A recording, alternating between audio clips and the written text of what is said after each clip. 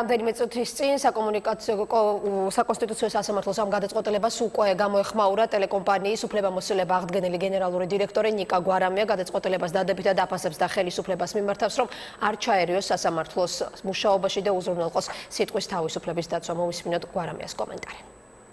დღეს საქართველოს საკონსტიტუციო სასამართლომ მისცა შანსი ქართულ დემოკრატიას, მის ევროატლანტიკურ მომავალს და რაც მთავარია, მისცა შანსი თავისუფალ მედიას და ასევე მისცა შანსი საქართველოს მთავრობას სახე შეინარჩუნოს.